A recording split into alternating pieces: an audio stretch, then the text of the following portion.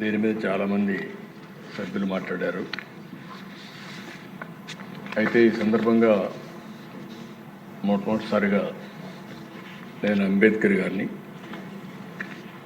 జగ్జీవన్ రామ్ గారిని, మహాత్మా జ్యోతిబా పూలే గారిని, ఎన్టీఆర్ రామారావు గారిని ఒకసారి స్మరించుకొని ఈ కార్యక్రమాన్ని ఏ విధంగా చెప్పబోతున్నాను. ఇప్పుడే మిత్రులు పవన్ కళ్యాణ్ గారు కూడా, జనసేన అధినేత, చాలా స్పష్టంగా ఏ కారణాల వల్ల మేము ఈ కేటగరైజేషన్ చేస్తున్న విషయాలు కూడా వారు కూడా చెప్పారు. అదే మాదిరిగా ప్రధానమంత్రి నరేంద్ర మోడీ గారు కూడా సోషల్ జస్టిస్లో భాగంగా ఎస్సీలకు కూడా కేటగరైజేషన్ చేయాల్సిన అవసరం ఉందని నొక్కి చెప్పారు. అయితే ఆ దిశ ఈ సందర్భంగా మనం ఒకసారి ఆలోచిస్తే,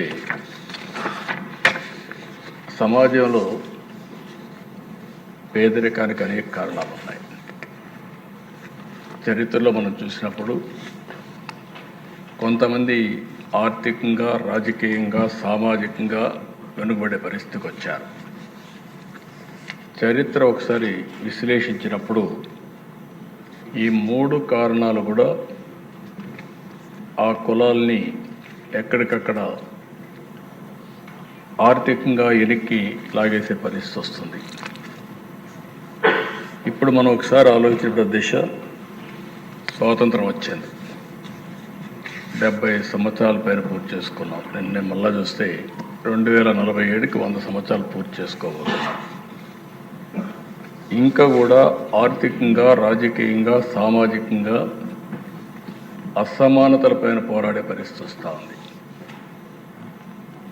ఇక్కడికి వచ్చినప్పుడు దిశ ఈ కేసు చెప్పిన తర్వాత చరిత్ర కూడా ఒకసారి, చరిత్రలో నేను కూడా ఒక 40-50 ఏళ్ళు భాగస్వాములు అయ్యే పరిస్థితికి వచ్చాం. అది కూడా ఒకసారి చూసినప్పుడు దీన్ని ఇటీవల కాలంలో అనేక ఛాలెంజెస్ తర్వాత, నేను ఆ చరిత్ర చెప్పేటప్పుడు అవి కూడా చెప్తాను, ఒక తీర్పు ఇచ్చారు. 7 మంది జడ్జెస్ 6+1 తీర్పు ఇచ్చినప్పుడు చాలా స్పష్టంగా రాష్ట్ర ప్రభుత్వాలు ఏ వర్గమైనా సరే వెనకబడిందని భావిస్తే మీరు వర్గీకరణ చేసే అవకాశాలు ఉన్నాయని రాష్ట్రం కానీ, కేంద్రం కానీ అందరికీ మీకు చేసే అవకాశం ఉందని చాలా స్పష్టంగా తీర్పు ఇచ్చారు. దానిపైన 1 మ్యాన్ కమిషన్ వేయడం, గ్రూప్ ఆఫ్ మినిస్టర్స్ని నియమించడం, వారందరూ ఆలోచించిన తర్వాత మొన్నే క్యాబినెట్లో కూడా ఒక నిర్ణయం చేశాం. ఈ నిర్ణయం చేసిన దాని వెనకాల దిశ, ఎన్నికలప్పుడు కూడా ఎన్డీఏ కూటమి వర్గీకరణకు కట్టుబడి ఉందని చాలా స్పష్టంగా చెప్పాం. చెప్పిన మాట ఈరోజు నిలబెట్టుకోవడానికి ఆ వేదిక. అదే సమయంలో దిశ, ఇక్కడ మనం ఒకసారి చూస్తే, ఇంకా ఇప్పుడే మిత్రులు పవన్ కళ్యాణ్ గారు కానీ కొంతమంది మెంబర్లందరూ అడిగారు. ఒక విషయం చూసినప్పుడు బుడగజంగి, అది ఎప్పటి నుంచో వాళ్ళ సమస్య అయితే చాలా విచిత్రంగా అటు ఇటు సమైక్య ఆంధ్రప్రదేశ్లో ఉన్నప్పుడు కొన్ని రోజులు వాళ్ళు ఎస్సీలో ఉండడం, తర్వాత ఇది రావడం అన్నీ జరిగాయి.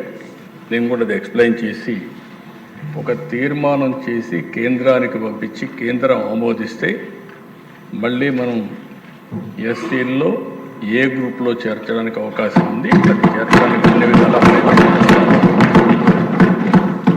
రెండోది అధ్యక్ష, రిలీజ్ కానీ అదే మరి కొన్ని కులాలు కొన్ని జిల్లాల్లో ప్రధానంగా ఉన్నారు. ఈరోజు మాల సామాజిక వర్గం ఈస్ట్ వెస్ట్ గోదావరి జిల్లాల్లో ఎక్కువ ఉంటుంది. ఇంకా కొన్ని జిల్లాలు అదే మరి నెల్లూరు కానీ ఈ జిల్లాలో ఎక్కువగా ఉన్నారు. ఇంకొక పక్కన మాదిగ